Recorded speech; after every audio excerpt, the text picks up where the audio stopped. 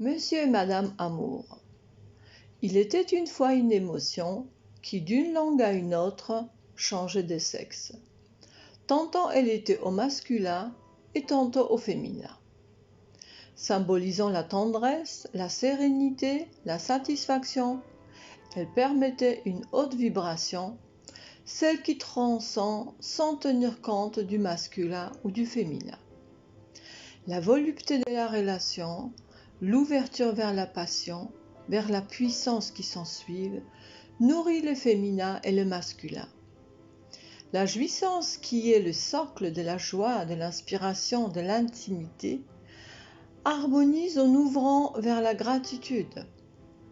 La félicité émerveille et émue, excitant tous les sens, le rendant euphorique.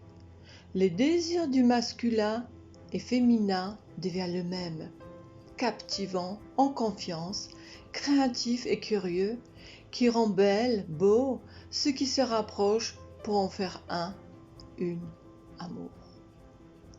Quand on arrive à ce niveau de félicité, la vie est. Plus besoin de faire, de vouloir à tout prix. Mais quand la chose est, l'être humain se sent perdu. Qu'est-ce qu'il peut faire en dehors de l'être, lui qui est dans le faire, avec ses croyances, que sans son intervention, rien ne pourra se faire être. Des croyances transmises de génération en génération confirment le faire à la place de l'être. La rencontre avec Stenzi, notre spécialiste en équilibre émotionnel, a permis d'observer ce qui s'est dégagé du couple amour. Des sentiments et des ressentis dans le vivre ensemble en amour étaient inscrits dans le corps. Il confirmait, Stenzi, que nos émotions s'inscrivent en premier dans le corps.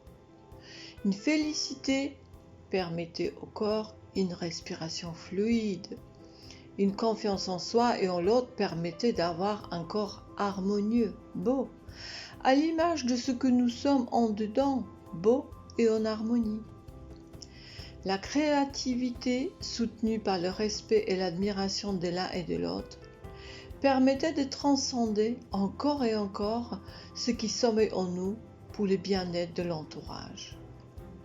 Nous pouvons égrener des mots jusqu'au bout de l'alphabet pour dire et redire le bienfait de cette harmonie qu'on appelle amour ou aimer. Mais ce qui est important, c'est la façon dont nous le vivons. Et toi, comment tu le vis, l'amour? Souligne les mots qui représentent ton émotion. À bientôt dans une autre émotion.